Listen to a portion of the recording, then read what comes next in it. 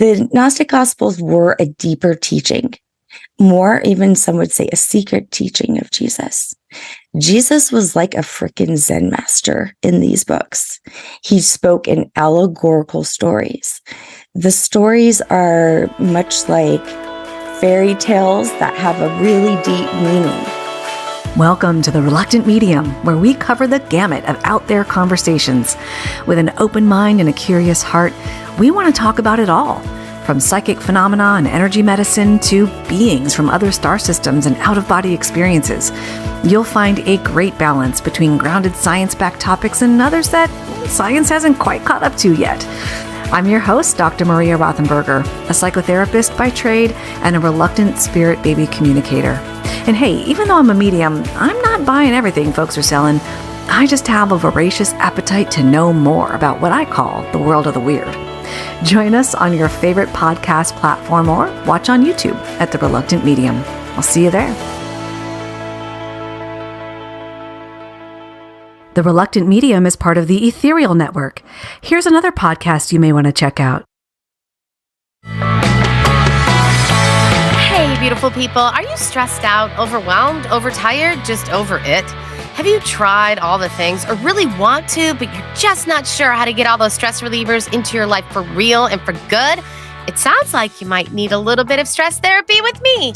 I'm Sherry Flake, and I'm the stress therapist. I teach people how to get better at stress, stop procrastinating, and stay motivated while we work on healthy habits like meditation and happy living. Stress therapy means that you're about to benefit from all of the clients that have sat on my couch, the workshop attendees that have sat in my audience, and the participants that have come to my retreats over the past 25 years. This is not a head nod with platitudes. This is real guidance with real results in real time for real people.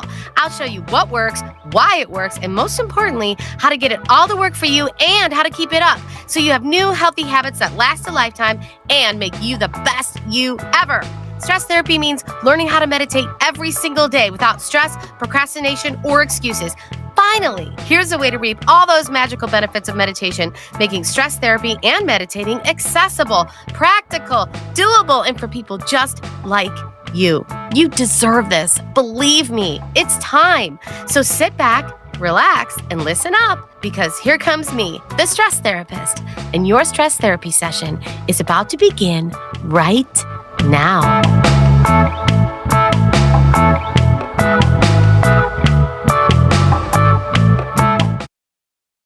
Hey, welcome everyone back to the Reluctant Medium podcast. Super stoked to have my next guest. Your voice is very soothing. So people are going to love your voice. I have Shanna Vavra today. She is first and foremost the mother of 4 children, an intuitive, a Reiki master teacher, a licensed massage therapist, a spiritual journey mentor. For goodness sake, you do a billion things, and the host of the Sense of Soul podcast, where we connected because we are both members of the Ethereal Network of podcasts and now Ethereal TV. Welcome, Shanna. Thank you so much. I'm so excited to be with you, Maria. Likewise. We get to chat back and forth on Marco Polo, but we've never interviewed one another. And so this is super cool. I can't wait to hear what you have to say today. You are writing a book, and this is why I was like, ooh, maybe you want to talk about that. Yeah. All about your story. And people are curious about it. Obviously, already you were saying people want to interview you. Like, what is this story? Mm-hmm. So do tell, is there anything first about you that you would want to expand on? Are all those titles still things that you do? Yeah. I do all of them. Yeah, I could probably have added to it as well. I've got many hats, but I've come to a place in my life where my time is actually very valuable. So, like my time. And so I've been very good at making boundaries about not working too much, which I definitely am a workhorse. So. Yeah, boundaries are necessary. Mental health therapist here. Boundaries. Yep. And my kids are all at an age now that they're pretty independent. And this is like the first time in my life that I've had kids that are independent, all of them. Well, I do have one on the spectrum. He's 19, but even he is at a place where as long as his needs are met and he has, frosted flakes and a few other things that he requires, then we're good with him too. So That's awesome. I didn't know that. We both have a kiddo on the spectrum. I Mine's didn't 10. know that. Yeah, mine's 10. Oh, So well, not interesting. as, Very cool. yeah, not Yeah. as independent just yet, but you're right. As long as he has his trucks and his magnets, Yeah. he's cool. See? Well, one of the things that Ethan requires usually is Marvel. He's a huge fan, and this whole Hollywood thing is really, really freaking him out. I believe we're on day 143, if I remember correctly. Every day he updates us, and today might be a very big day for him. So I'm hoping it's really affecting my whole family. Oh my goodness. I don't even keep track of what's happening, but I wouldn't either. he's the news station for you. He certainly is. And you know what? I was just approached by another woman who's also a podcaster. And she just approached me. We had a conversation yesterday that we may be coming up with a podcast, a spiritual podcast about kiddos on the spectrum and kids, special souls is what I'd like to call them. And we're actually thinking about doing more of a group of women and mothers and even fathers if they want to, and having it be kind of a group thing. So this is exciting. And if you're interested, yeah. Done. Yes. I know. I also think my kiddo is so intuitive. Like I'll be thinking, I wonder what I'm going to make for dinner. I kind of feel like chicken. And he'll walk in the room, Mom, are we having chicken for dinner? I'll be like, dude. Yeah. I mean, just think about it. They have less ego than we do, and here we are. I'm in my late 40s trying to get rid of all the ego and connect more with my soul. And they have very little issues with that, since that's something that they don't really care about. My older children always say, I wish I was more like him, where I didn't care about what I wore, what college I went to, what job I have, what my hair looks like. I mean, they just don't worry about those things. There's such freedom in that, right? So much. Yeah. I can see that being a beautiful topic for a podcast. How cool. Yeah. And out of all the people I've ever taught Reiki or just any energy, I think he is probably by far the one who received it the most, because he did not have anything in his mind that said, maybe this is BS. So he just really experienced it. And I just admired that. And he uses it. So. Oh, that is so cool. Mm-hmm. Things to look forward to with my young one. Yeah. Oh my gosh. Ooh, that's a topic I didn't even expect. That is so cool. I know. Gosh. So you have 4 children, and where does the 19-year-old? So he's number 3. So when I can't remember their names, I just number 1, number 2, number 3, and number 4. Get tongue tied, just throw out a number. So number 3. Okay, got it. And how old is your youngest? She's 11. So I'm like a mom forever. Yeah, started all over. Yeah. Got it. Wow. Right. So that is independent though, right? So like you do have more space to create. So let's run into that. Like, what are you creating right now? Yeah. So, over the past few years, I've had to shed a lot of who I was. In fact, it started with a question: how much of what you believe in have you been told to believe in? And of that, how much have you actually experienced? And I asked myself this about a decade ago. And I just was not, I had no answer for that. Everything I was doing, every bit of me of who I was just playing out, almost like a role of who I thought I should be. Everything I believed in was what I was told to believe. And I would say that my experiences were, I could count them on one hand. Love being maybe one, being a mother. But even then, most of that was outside of me. And so I definitely went on a journey to experience what was my truth in my beliefs. I'm very deeply rooted Catholic. We're talking like deeply rooted. I am from Louisiana, originally from New Orleans, and that's a big part of my journey. And in discovering my ancestry, I had learned that almost every single one of my lineages were forced to be Catholic.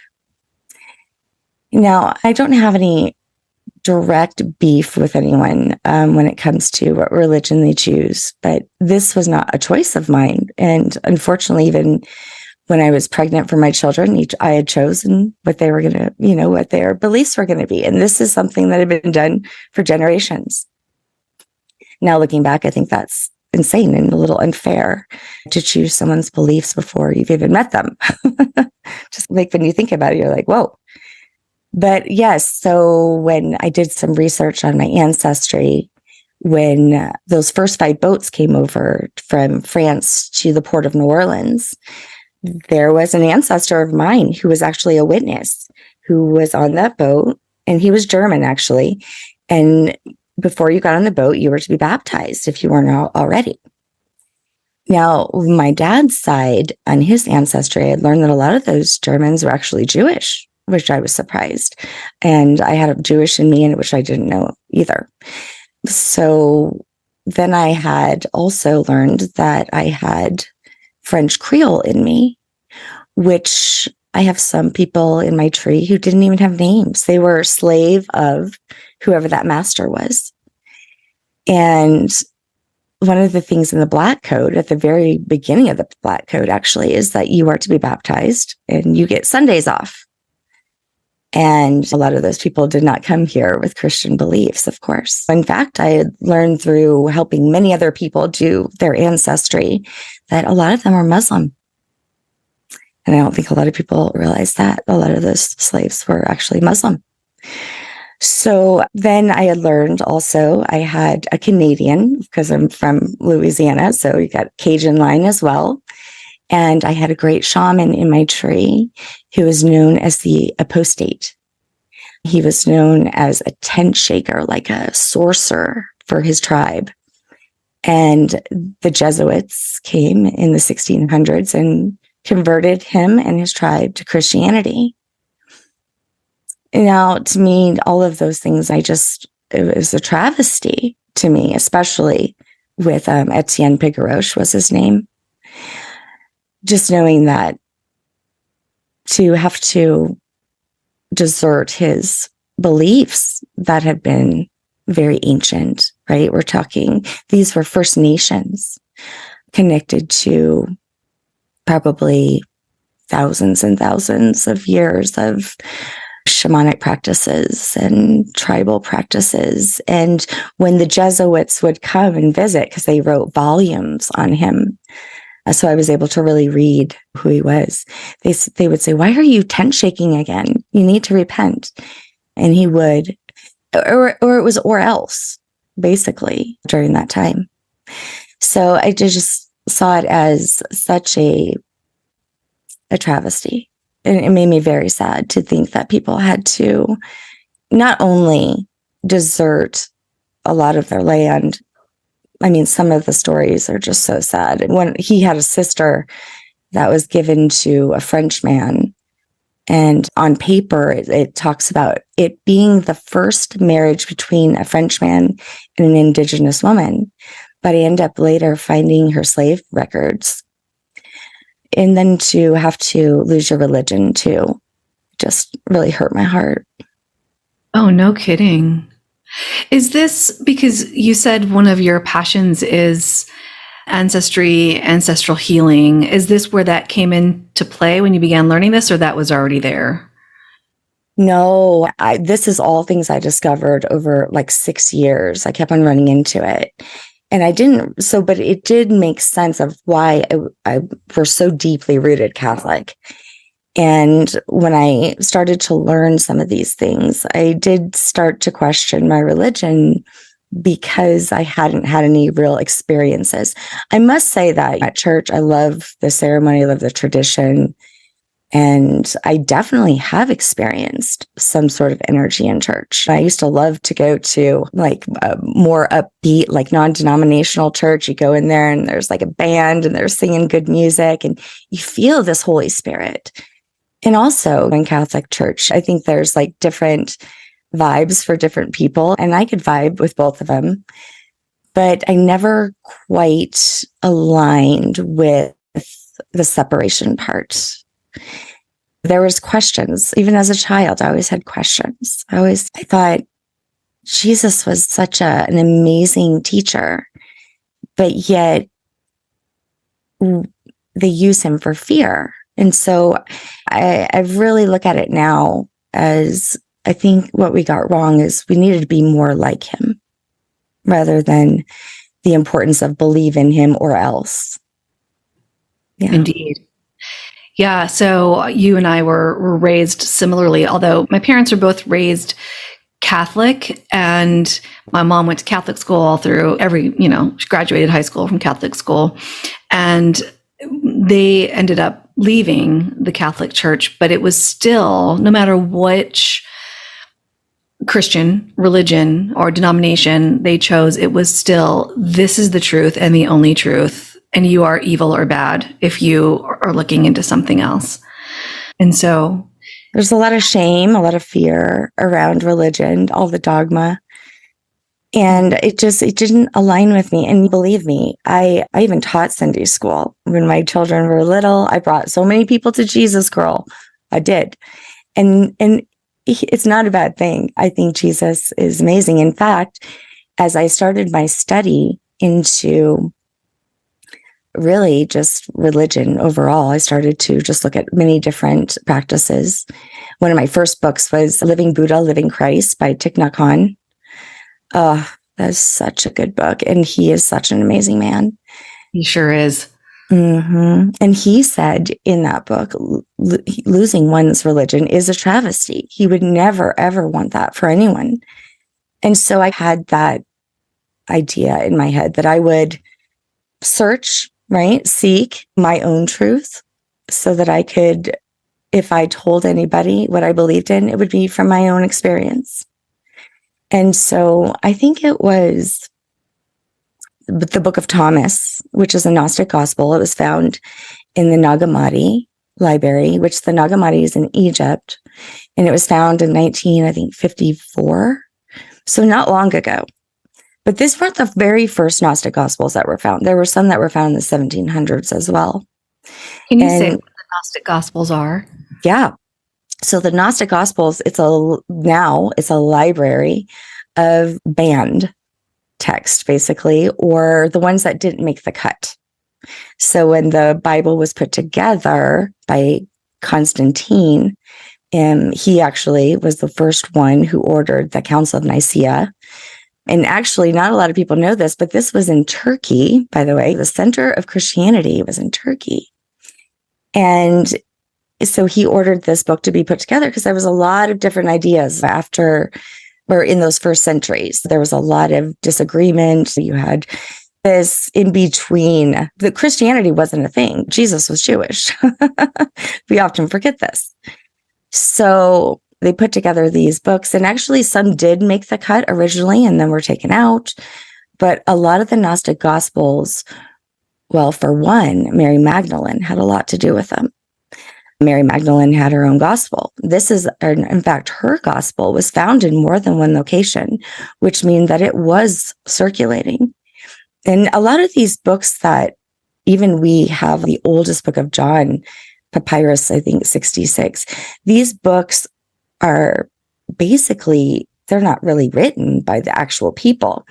It was all word of mouth, right? Stories told down from one to the next, and then them writing down these stories.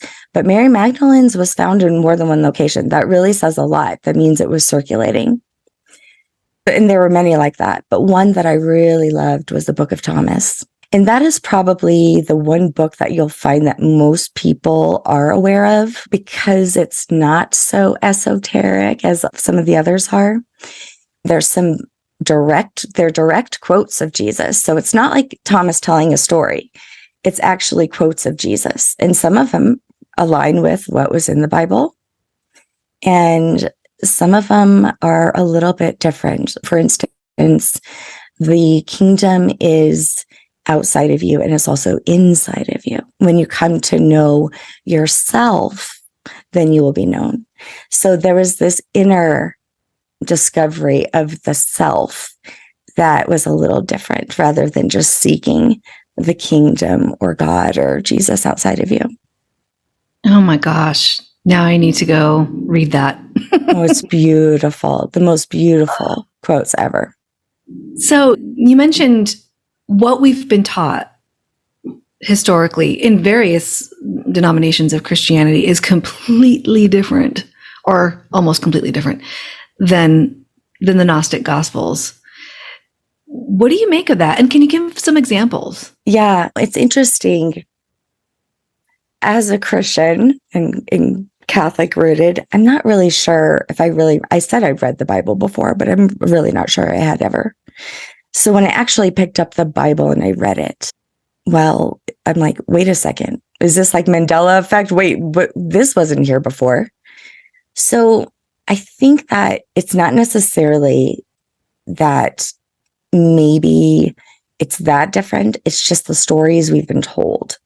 So if you actually picked it up and read it, I think it's a little bit different, especially if you read it with new eyes, or like Jesus would say in the Gnostic Gospels, he said over and over, this is for those who have eyes to see and ears to hear. And so the Gnostic Gospels were a deeper teaching, more even some would say a secret teaching of Jesus. Jesus was like a freaking Zen master in these books. He spoke in allegorical stories. The stories are much like fairy tales that have a really deep meaning. And it is his disciples that he's speaking to, and they ask very good questions. In fact, Mary Magdalene is brilliant in the Gnostic Gospels. And in the Pistis Sophia, the book that I really fell into on accident, really, through synchronicity, she is mentioned over 200 times, and Peter is mentioned like 5, which I have beef with Peter oftentimes. She was powerful, still is, clearly, and didn't make the cut. She did not make the cut, but since lots have come through for her, there's been recent discoveries on Mary Magdalene just over the past few years that change a lot. It shows that Mary was not Mary from Magdala. She actually was Mary of Bethany. And that changes a lot. And you can find that work through its discoverer was a woman named Elizabeth Schrader. And she basically cracked this error in the book of John that just changed a lot of things. There was also a pope not long ago. I don't know if it was, I can't remember which pope it was. Originally, it was Pope Gregory, I believe, who said that Mary Magdalene was a sinful woman. And then she got the bad rap as being a prostitute, which that was not Mary. But a few years ago, I can't remember which pope it was, had said that he renamed her the apostle of all apostles. And that is huge. And I believe that absolutely is true. She seemed to be, well, obviously, if you believe the end of the book, that it was her that Jesus showed himself to after his resurrection. So obviously she was important. Yeah, clearly. Is this something I'm so curious about? Is there anything in the Gnostic Gospels about those missing years where Jesus was on, where he was going, where he physically going? Is there anything in there about that? Not about the physical. So in the Pistis Sophia, which is one of the Gnostic Gospels, it's one of the hardest ones to read. I wouldn't recommend anyone go there first. I did things really backwards. However, it talks about Jesus actually returning to, I believe it's Mount Olive, and it's years after his resurrection. And he comes in spirit form and he speaks to them. So yeah, there's nothing in the Gnostic Gospels that's anything missing that they give any kind of clue on. Okay. I was so curious about that. What was happening? Was he ever married, actually? Did he have children? Did he, Right. what is that? In the Gnostic Gospels, it does not mention anything other than there's one part, I believe it's in the book of John, maybe, yeah, that Peter accuses or basically says, why do you kiss her? Why do you kiss Mary on the lips? Why do you give her all the secret knowledge? Like, he's got all this beef with her. And he does say, kiss her. And actually, in the actual scripture, the word or whatever, why do you kiss her on? And that part is missing in the scripture. So one could fill in with whatever, but you don't know. I think the most shocking thing, though, about the Gnostic Gospels is there is a feminine energy of God. Now, when you go to the original scriptures, you will find evidence of this once you have the new knowledge of of the Gnostic Gospels. You're like, oh, that's what they were talking about here. So it's interesting. Yes, you mentioned that. This is Sophia, yeah? Right. Well, the word Sophia actually is wisdom in Greek. Oh. Uh-huh. Yeah. So like in Proverbs, in the Old Testament, Proverbs, I believe it's 8:22, I think. It's a whole scripture about how wisdom was there when the earth was created. She was there when God made the seas and the whole thing. And that really has a lot to do with Solomon, because Solomon had this love for wisdom. And there's a whole thing about, there's a book that also is considered a forbidden book. That was the Book of Wisdom. And he speaks a lot about Sophia. In fact, I went down that hole pretty far. Wow. Mm-hmm. Oh my goodness. I'm so intrigued. Yeah. Something else that you said was the story of the Garden of Eden. Yeah. Not The whole creation story is totally different. Now, keep in mind, again, these stories were meant to be allegorical stories. However, after doing some more research in like ancient texts, like Sumerian text, which is even older than these texts, way older, that there is some, I believe, some truth into some of it, but a lot of it is told in story form. But the story we were told are in the Bible. And actually, everyone should actually go and read that story too, because it is not as what we think. First of all, there's no apple. There's no apple mentioned. It's a fruit. And I've spoken to a lot of rabbis. I've also spoken to people who are Muslim. So even though all of these are Abrahamic religions, right, coming from the same source, they're even told different. So it's really not so much about what it's like we're reading the words, but for some reason we have this idea about the story. So it's interesting just to reread Genesis. Your mind's just blown. But the story is, and it says at the very beginning, God created them. Okay, to begin with. This is before Eve. So there's also a thought that there was another wife or another, somebody. I mean, many people believe this is Lilith. And this is an old version. Mm-hmm. Yes. Okay, it doesn't go into it, though, in the Bible. It just says he created them. Then it goes on a few chapters later to say Adam falls into this deep sleep, and then they take the rib and create Eve. And then, of course, it's Eve's stupid mistake that she's enticed by this serpent. Let's make it look really scary with a snake and make it evil, which the snake usually has a feminine energy to it as well, which I should mention. And that's another thing. God says, don't eat the fruit from the tree of knowledge. If you think about that, just think about that. Why? Well, this serpent tells Eve, you will surely not die if you eat from this tree, the tree of knowledge. If anything, you will be awakened and you will know that you are like God. That makes a lot of sense to maybe eat from that tree, right?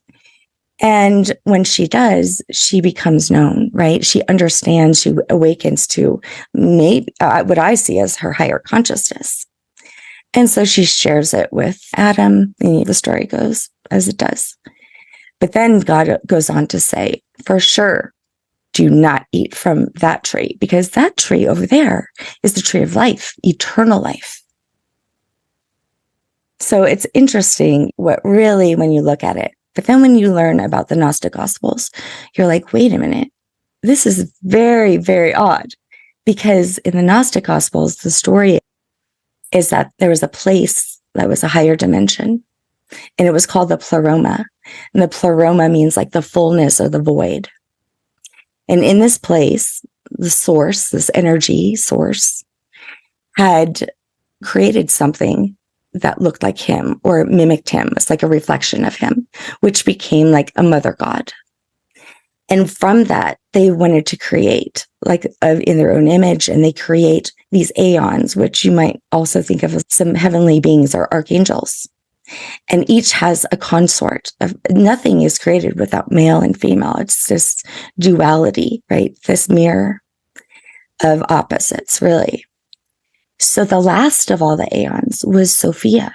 And this is Pistis Sophia. This is the story of Pistis Sophia, a story that Jesus taught his disciples.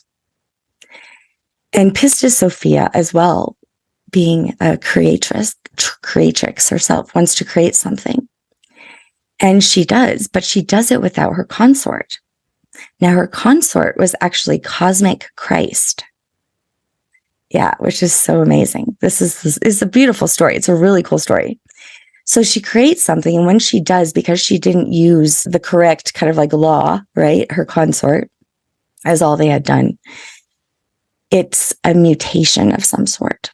It is a serpent. It has a serpent tail and the face of a lion. Now, this doesn't sound so crazy. Let me tell you why. Because if you look up in the Bible what angels look like, this is what angels look like. They had 3 faces of animals, 6 wings. Cherubs were not Campbell's soup looking kids. They were terrifying looking. So Sophia has this, and it is not what she thought. It's disappointing. So she kicks it out of the Pleroma. And because she did this, she falls outside of the Pleroma because she's no longer in her full light. So if you could imagine, you're just this pure light. And because she did something against the law of this, she falls out of the Pleroma. Now she can return back to the Pleroma into her full light eventually, but she has to basically like repent and gain her light back. So this is just the story that Jesus is teaching. And so when she casts this thing out, which she calls ignorance, and she calls it yaldabaoth, I think is what it is in Greek, it decides it has just enough of Sophia's light within her, this divine light, this divine spark, that he is going to create something too. But he is so far away from Pleroma. Okay, he can only really form anything in like the 3rd dimension. So he creates something, and it is this material world, what we call home. And Sophia sees what he's doing from a distance, and she's like, oh crap, what is he doing? So she goes down to the earth. She falls. This is the story of the fallen angel, the original. She falls to the earth. And as she's doing this, she's getting more dense, right? She's going from all of her light to 3D.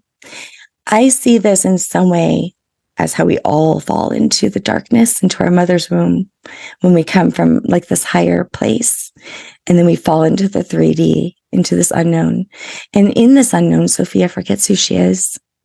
She forgets her wisdom and all of these things.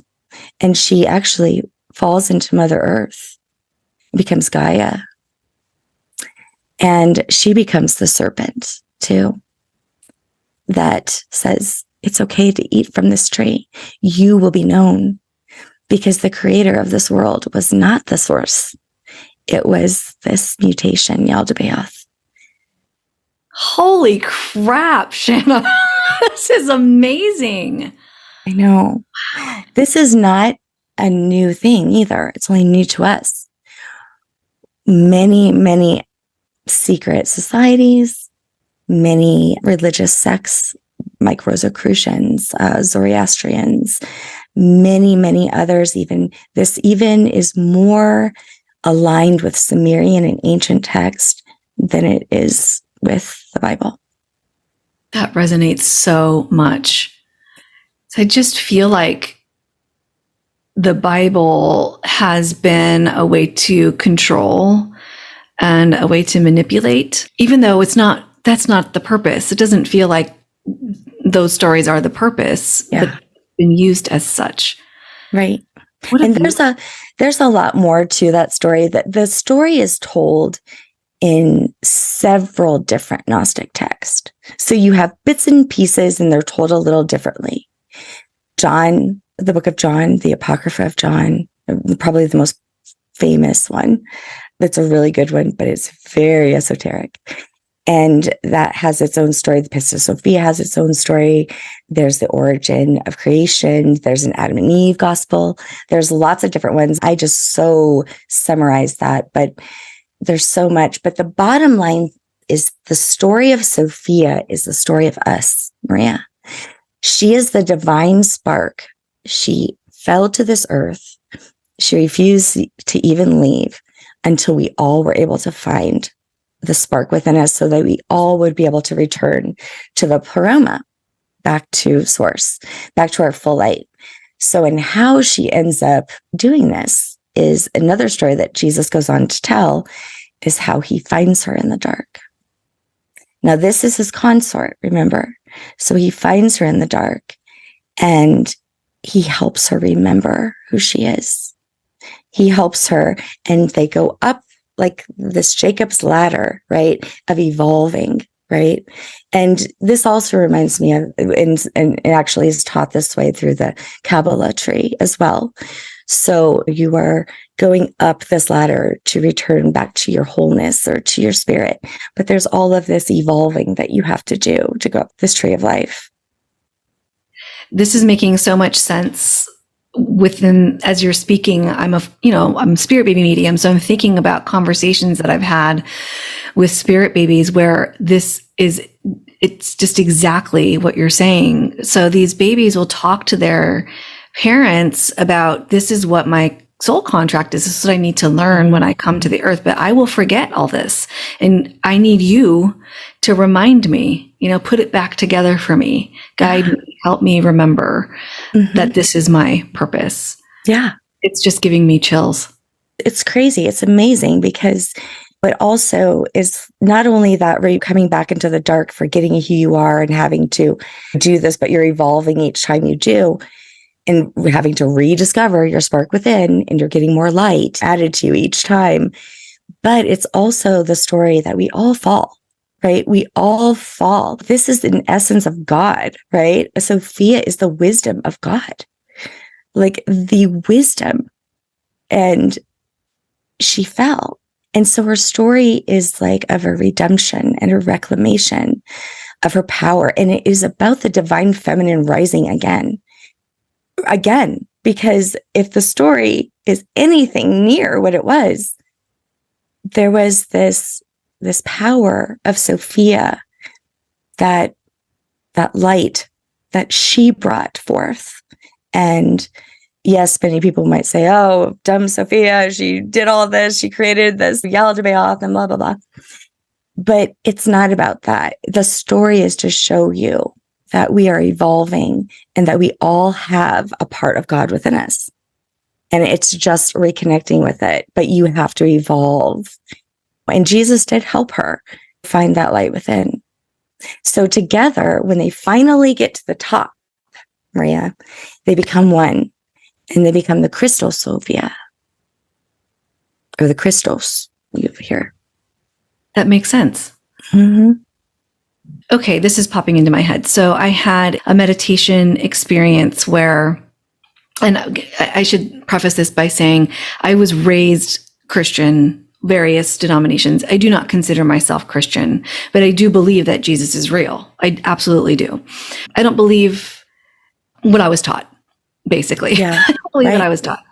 But I had this experience where Mother Mary actually came into my meditation, and then Jesus, but then also other deities behind, like the Buddha and somebody else that I didn't recognize. I actually described this goddess to my sister, and she told me. But I'm curious, has any of your study, your research changed the way that you think about other religions? Well, yeah. In what way? Well, I mean, I just recently had on my podcast someone who studies, his main study is Hindu. He is Indian. And he's also wrote a book on the Gnostic Gospels. And he said, until I understood them both, they connected. And then it was complete for me. A lot of the religions, you will find similarities. There's so many similarities. And I think that ultimately what happened over time is, for one, for women, for goddesses, they were written out. They were written out, all the stories. They were buried in the Nagamati, deep in a jar. I mean, women at the time when Jesus was around, an adulteress could have even been a wife that had gotten raped. That was punishable. That's so terrible. Women were bred. We just got the right to vote the same time as African Americans did. With the stories of all of the religions, it's not just Christianity either. Okay, it's far and wide for women, even still some places today. And they weren't allowed in temples, right? So that was one of the things. They do believe that Jesus and his family were more from a religious sect called the Essene. And they did allow women in temples. And one of the reasons why they believe this is because of Mother Mary. She speaks about how she was in a temple. So the Dead Sea Scroll was actually written, they believe, by the Essene. They had all of these little groups, they called them religious sects, different groups of really thinkers, seekers, right? And they were secret, right? This is how secret societies get started, because if it wasn't okay for the mass, right? If it wasn't okay for everyone, then you went and you did your own thing in private.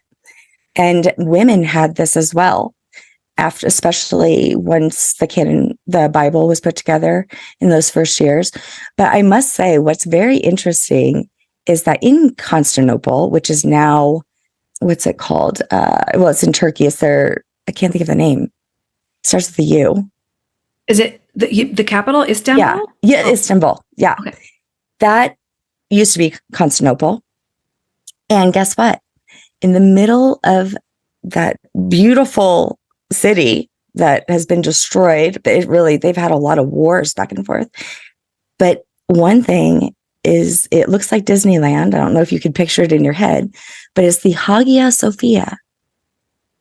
Holy wisdom. It was built to be the center of Christianity.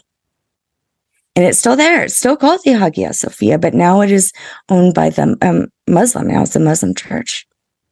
Wow. Yeah. And then you have in the middle of Kyiv in Ukraine, where I believe Saint Rus, or who I believe was even named Russia was named after this person, is buried there in the center of Kyiv, in the capital, right there at the Saint Sophia Cathedral, which also was once, yes.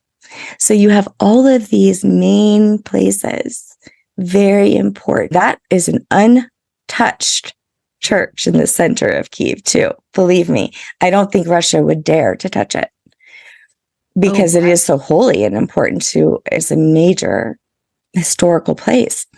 So all these places, Sophia, right? But no one knows who she is. No one's heard the stories. And yet they know. Hidden in plain sight. Hidden in plain sight, very prominent. And also they know the holiness of it, which is fascinating. Yeah. The holiness is inherent. Wow. This is mind-blowing. And I love, and I love that you brought up the Dead Sea Scrolls too. I was going to ask you about that and how it's connected. Clearly you are intuitive. But you know what? Those scriptures really prove a lot and give a lot of credit to the Bible itself, because there is a lot. I mean, it's like really accurate to what we have today, which is surprising. And the Bible's been translated like over 1,500 sometimes. Different so many kings and stuff have touched it and have rearranged it and to their benefit. However, it was pretty accurate. So you're like, okay, but there was a lot of things that weren't in there. In fact, Jesus is not in there. No. Yeah. But Yeah. Yeah. Oh my gosh. Amazing stuff. Yeah, it's crazy. Tell me how all of this research and new knowledge on your part, this wisdom, this Sophia, has changed you and your life. Oh my God. So much. My family is so sick of hearing about Sophia. But it's oh my goddess, not oh my God. It's oh my goddess now. But yeah, a women, right? A women. But I've gone down so many historical paths, right? It's like Shanna had her own Da Vinci Code going on, right? Because that's where it takes you. It takes you down those roads because it was hidden. But there were people who knew about this. The Knights of Templar definitely knew about this. So when you hear about Holy Grail and the Ark of the Covenant, Sophia's all wrapped up in that stuff. There's a book called The Sophia Code that is on my shelf somewhere. Is it? So Yeah. that isn't so much about the history of Sophia. It's more of something that she channeled, which is beautiful as well. So it's not so much about the history of Sophia, but it's amazing that, yes, she is coming into people's consciousness today. And I think it's fascinating. And it's one of the reasons why I want to write a book, because I'm like, why don't we know this? We should know this. But, what it really amazed me was how I saw things. Things are not so black and white. The sun and the moon changed for me. You cannot have one without the other. You cannot have light without dark, right? You cannot have male without female. You cannot have a father and a son without a mother. Call her Holy Ghost if you want to. In fact, it's a feminine word in Hebrew. So yeah, call her mother. But you don't have just father, mother, and just some ghost. It's father, mother. It's father, son, and mother. Yeah. So, that part, I guess what really changed me was that it almost gave me this power, as in I am not less than. In fact, I am equal. And many of the goddesses stand for this. Lilith herself, the story of Lilith is that she didn't want to lay beneath Adam. She said, I am equal to him. You made them. Why should I be on the bottom? She, to me, is like such a feminist story of equality. Yeah. Of course, her story is written out. And she's actually her legend is that of a baby killer and hag, which hag, by the way, being a crone, moving into your wisdom, where I'm moving into my wisdom, and not seeing that as a hag, seeing that as wisdom, as Sophia, and embracing it and loving every minute of it. And it's made my hot flashes go away. Yeah. You know what I mean? I'm like, I must be channeling Sophia myself. I'm letting my gray hair come out. Me too. Yes. This is what is within, right? That spark within that we get to embrace as she rises from being buried for so long, suppressed. All of them. Mary Magdalene's finally getting a voice, right? So many women's stories are being told as they should. And I also want to say just that light and darkness. When the Knights of Templar were put on trial because it was rumored that they were worshiping a demon or another god and that they were stealing money, all these accusations. Now, the Knights of Templar were just a group who went from being known as the poor Knights of Solomon's Temple to being like the most like the first bank, the most successful and very rich. They would loan money to kings and whatnot. And it was the King of France who actually was the accuser. So the church brings them in and they say, who do you worship? Who do you worship? And some of them said Baphomet. Now, Baphomet, to some people, if you look it up, it's horrifying. It's a scary word. And the reason is because years later, hundreds of years later, Eliphas Levi, who is like a known mystic, did a lot of writing on esoteric, also was secret societies. But he drew a picture of Baphomet, and he was a horned god. He was of light and dark. He had breasts, but he was like masculine. It was a depiction of equality, good and evil, light and dark, female, male. Well, it was Arthur Waite, who also knew him, who said, can I use this drawing? Can I use this for my deck that we're making? Yeah. So the Rider-Waite deck, which even today is still the most known deck. Yeah. And Baphomet is the picture of the devil. That's who he used. But what's interesting is when the Dead Sea Scroll translator, the guy who translated the Dead Sea Scroll, he had to use a code. And a lot of the Gnostic Gospels were in code too. It was called the Askew code. His name's the original person who deciphered the code, was his last name was Askew. But he had learned that there was a lot of things that they did where they went beyond the code. They would switch around the words. They would say them backwards. That was like, it was already coded and then they did it backwards. And so he discovered that if you took the word Baphomet backwards, it meant Sophia. Oh, shit. Oh my God, Shanna. What? Yes. She's all over the place. So truly, they made it seem like they were worshiping this horned god, when really in code they were worshiping wisdom, the feminine energy. This is what they knew. They had found the probably Gnostic Gospels. They probably always did. Wow. And probably because they stayed in the poor nights, or they stayed in Solomon's temple. And Solomon, originally, he was the one who made the temple for the Ark of the Covenant.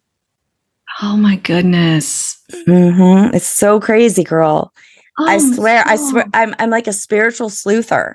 Okay. Yeah. Really? Yes. Like spiritual historian sleuther. What? But it's fascinating. It's completely fascinating. And so your book is about all of this, like laying this all out?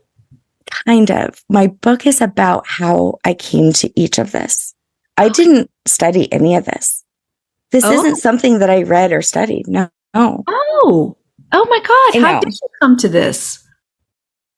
There's synchronicity. Almost all of it. Like the most ridiculous synchronicity you've ever heard in your life. Like, it's insane. Even the book Pistis Sophia, when I first heard of it, it was on a podcast of mine with this beautiful woman she's originally from England, has a very strong English accent.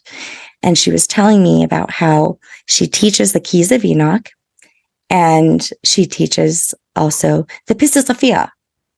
And I didn't even care what she said. I was like, Keys of Enoch. Like, I was studying the book of Enoch. Like, what's the Keys of Enoch? And the Keys of Enoch is a book written by J.J. Hurtak, Dr. J.J. Hurtak. It's amazing. It's a really good book. I went down that road. And he is also the author of this other book that she says, the Pistis Sophia. Well, I'm looking for this book and I'm researching. I can't find this priestess of fear anywhere. And I'm like, I don't know why. So I'm looking, I buy the Keys of Enoch, and I see under the Keys of Enoch, there's this book called Pistis Sophia. And all of a sudden I hear Bridget Finclair's beautiful accent going, Pistis Sophia. And I'm like, she was saying Pistis Sophia, not Priestess of Fear. And I was like, well, I should probably order this one too. There you go. And that's kind of like, it was silly stuff like that. But my whole journey was silly like that. Dreams, synchronicities. I had dead doves falling on my porch. I mean, very crazy stuff. Very crazy stuff. Wow. I would love to know all the crazy stuff. Okay. Well, I did do a mini series that you can listen to on Patreon about all of my journey from the beginning. Like, you go through it with me, because what I ended up discovering was like frequency and vibration is one of the most important things. This is one thing I discovered through it. I discovered using your discernment was probably number one. No, that'd be the number one thing.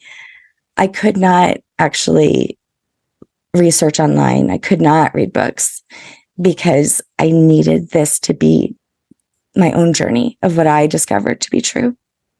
So I didn't want to just pick up a Sophia code, which I ended up reading, but I needed to experience it. So that way I could tell you that this is my truth and how I discovered it. And yeah. And then I did have JJ Hurtak on my podcast. And I, of course, went and sought out all the Gnostic scholars I could to talk to get all the information, to verify it.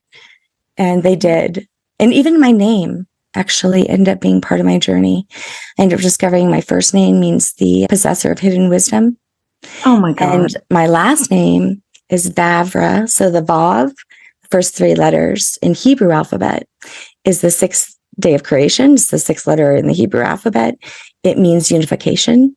And it also means it's the number six, the letters, it's the sixth letter. It means like it's so many different meanings to Vav. But pretty much it's unification between masculine and feminine, all of that. And then Ra is the sun, right? And which is also a huge part of the journey. So it's, yeah, it just, all of it was so divine, every bit of it. Yeah, it sounds like that's the culmination right there. It was all. Yeah. Is Vavra your birth name? Yeah. Yeah. It's my maiden name. Yeah. Oh my goodness. It's incredible. I know. Well, okay. I know that you said that this is a book that's going on and as tricky as books tend to be. Do you have a published date or a working title or anything yet? So originally I was making the mini series, and right now there's 16 episodes in the mini series. So it's not so mini anymore, right? It's only available on Patreon, Sense of Soul Patreon.